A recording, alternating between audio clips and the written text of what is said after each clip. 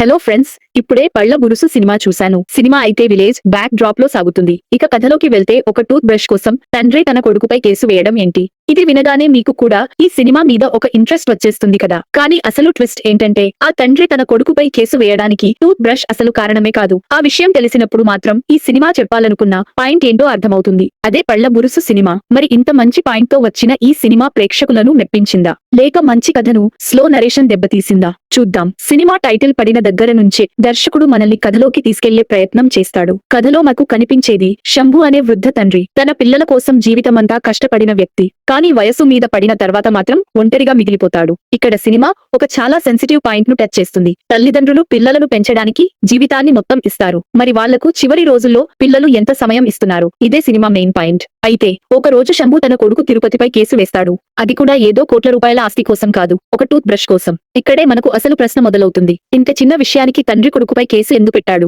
ఈ ప్రశ్నకు సమాధానం కోసం సినిమా చూస్తూ ముందుకు వెళ్తాం. కానీ ఇక్కడే సినిమాకు ఒక మైనస్ మొదలవుతుంది. ఈ ప్రశ్నకు సమాధానం తెలుసుకోవాలంటే ఇంటర్వెల్ వరకు వెయిట్ చేయాల్సి వస్తుంది. అంతవరకు మధ్యలో వచ్చే లవ్ ట్రాక్, పెళ్లి ఎపిసోడ్స్ లాంటివి కథను పెద్దగా ముందుకు తీసుకెళ్లవు. దాంతో అసలు మెయిన్ కథ ఎప్పుడు మొదలవుతుంది అనే ఫీలింగ్ వస్తుంది. ఇక సెకండ్ హాఫ్ లో సినిమా కాస్త ఆసక్తికరంగా మారుతుంది. కోర్టు డ్రామా ఒకవైపు, మరోవైపు భూమి పంచాయతీ వ్యవహారం. కానీ ఈ రెండు సీన్స్ ని దర్శకుడు ఇంకా బలంగా రాసి ఉంటే సినిమా చాలా బాగుండేది. ముఖ్యంగా తిరుపతి తన తండ్రిని ఎందుకు అంతగా ద్వేషిస్తాడు అనే విషయాన్ని మనకు బలంగా కనెక్ట్ అయ్యేలా చూపించలేకపోయారు. అలాగే శంభు, తిరుపతి మధ్య ఉండాల్సిన ఎమోషన్ కూడా పూర్తి స్థాయిలో వర్కౌట్ కాలేదు. నిజానికి ఈ సినిమా మొత్తం మీద తండ్రి కొడుకుల మధ్య ఒక్క బలమైన సీన్ పడితే సినిమా రేంజే మారిపోయేది అనిపిస్తుంది. కానీ క్లైమాక్స్ దగ్గర మాత్రం సినిమా మనల్ని కాస్త కదిలిస్తుంది. ఇంతసేపు శంభు తన కొడుకుపై కేసు ఎందుకు వేశాడా అని ఆలోచించిన మనకు ఆ అసలు కారణం తెలిసిన తర్వాత అతని బాధ అర్థమవుతుంది. అక్కడ మాత్రం సినిమా చెప్పాలనుకున్న ఎమోషన్ బాగా వర్కౌట్ అవుతుంది. ముఖ్యంగా తల్లిదండ్రులను పట్టించుకోకుండా తమ జీవితాల్లో బిజీ అయిపోయే పిల్లలకు ఈ సినిమా ఒక చిన్న ప్రశ్న వేస్తుంది. మీ కోసం జీవితమంతా నిలబడిన వాళ్ల కోసం